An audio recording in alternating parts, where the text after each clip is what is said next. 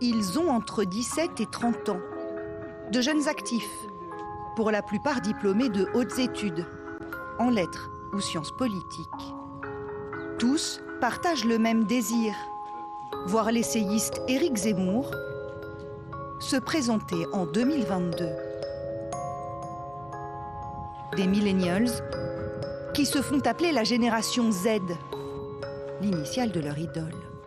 Parce qu'on a tous grandi avec lui à la télé et qu'on adhère à ses idées. Il n'est pas spécialement brimé par un parti, justement, il a cette forme d'indépendance qui le rend crédible et qui peut lui permettre aussi d'être lucide et de toujours s'exprimer comme il le souhaite sur tous les sujets, et donc ce qui lui permet d'avoir une cohérence. Jean a 19 ans, il est étudiant en prépa lettres. Avec une vingtaine de camarades, il sillonne Lyon aux premières heures du jour. Certains sont d'anciens insoumis, d'autres des transfuges du Rassemblement national ou des Républicains, de jeunes militants avec un discours déjà bien rodé.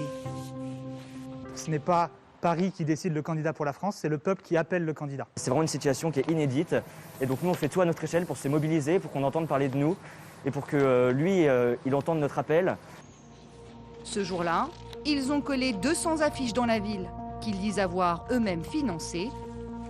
Leur soutien serait spontané. Allez, Zemmour. Les générations Z se retrouvent sur un réseau social populaire chez les jeunes, Discord. Ils revendiquent plus d'1 millier d'adhérents en France et affirment n'avoir aucun contact avec Éric Zemmour ou son entourage. Les affiches, elles, renvoient pourtant à cette page internet. Un site de pétition en ligne, lancé par le maire d'Orange, un très proche d'Éric Zemmour. Il est au courant de cette pétition? Ah bah oui, je vois pas comment il pourrait ne pas être au courant. Vous en êtes où là du nombre de... Plusieurs dizaines de milliers. Quand on en sera plusieurs centaines de milliers, on vous le dira. Maire d'Orange depuis 26 ans, Jacques Bompard veut mettre son réseau au service d'Éric Zemmour. Dans l'idée aussi de faire battre Marine Le Pen, qu'il juge trop laxiste. Quel espoir peut porter Marine Le Pen? Elle ne combat plus l'immigration. Vous savez, j'ai été exclu du Front, moi, en 2005, parce que je ne voulais pas que le Front abandonne la lutte contre l'immigration. Et le seul, aujourd'hui, qui a le courage de combattre l'immigration, c'est Éric Zemmour. La machine est en marche. Le premier intéressé laisse clairement la porte ouverte à une candidature. Il a choisi d'envoyer un signal à son public via ce média en ligne proche de l'extrême droite. J'ai longtemps pensé que cela suffisait. C'est-à-dire, je me suis longtemps dit, c'est déjà, je suis dans la bataille idéologique et c'est déjà faire de la politique. Peut-être qu'il faut passer à l'action parce que la prévision, la prédiction, même la prophétie ne suffit pas. Éric Zemmour traîne toutefois un lourd bagage. 3 condamnations pénales pour injure et incitation à la haine raciale. Il fait aussi l'objet de plusieurs accusations d'agression sexuelle. Mais pas de quoi dissuader celle chez qui est née l'idée d'une telle candidature. Sarah Knafo, c'est elle qui œuvre dans l'ombre du polémiste, presque comme une directrice de campagne. La voici il y a 2 ans au premier rang de la convention de la droite qu'elle contribue à organiser. À cette occasion, elle rapproche Éric Zemmour de Marion Maréchal. Les prémices d'une ambition politique pour le journaliste. Elle y croit beaucoup, elle en parle beaucoup avec lui, évidemment, et quelque part, elle est plus déterminée que lui. Elle gravite à l'intersection de ce qu'on appelle la droite hors les murs, c'est-à-dire une droite assez radicale qui ne se retrouve pas chez Marine Le Pen, qui ne se retrouve pas chez les Républicains, et qui essaye de faire émerger des choses dans l'espace politique qu'elle conçoit entre la droite et le Rassemblement national. Sarah Knafo n'a même pas 30 ans, mais elle connaît parfaitement les rouages de l'appareil d'État.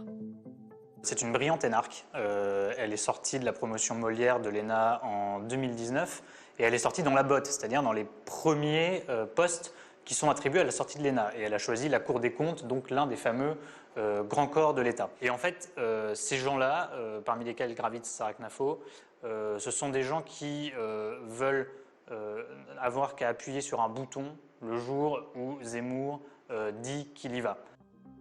Et pour l'en persuader, elle organise des dîners chez elle dans son appartement du quartier latin. Elle joue les entremetteuses, notamment avec Patrick Stefanini, ex-bras droit de François Fillon, un stratège qui connaît par cœur les campagnes électorales. Antoine Diers, militant LR et directeur de cabinet en mairie depuis 7 ans, a lui aussi rencontré Éric Zemmour. Il souhaitait entendre des gens qui font de la politique. Il a été très heureux que je puisse lui mettre sur le papier quelques éléments de ce que j'ai pu voir sur le fonctionnement des mairies, qu'on parle un petit peu de la vie politique en province, du fonctionnement des services publics. Des rencontres tous azimuts pour pallier une faiblesse intrinsèque dans l'entourage de l'éditorialiste. Ce qui manque à l'équipe Zemmour, ce sont des techniciens opérationnels de haut niveau. C'est un directeur de campagne qui a une expérience. Ce sont des gens qui ont des relais dans l'appareil d'État ou qui sont eux-mêmes en poste, qui sont capables de produire des notes, qui sont capables d'organiser leurs relais, qui sont capables d'orchestrer des ralliements, qui sont capables de lever des fonds. Ça, c'est tout un défi pour une campagne présidentielle. En attendant, Éric Zemmour continue son chemin. Après le succès du Suicide français, publié en 2014, l'écrivain s'apprête à sortir un nouveau livre en septembre. Mais son éditeur a décidé de rompre toute relation avec l'auteur, car il croit le savoir prêt à se lancer en politique.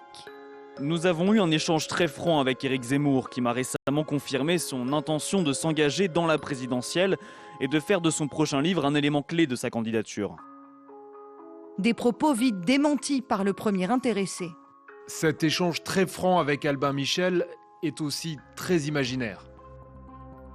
Si Éric Zemmour entretient le mystère, dans l'ombre, son entourage continue d'avancer. L'association Les Amis d'Éric Zemmour a été agréée fin juin par la Commission nationale des comptes de campagne et financement politique.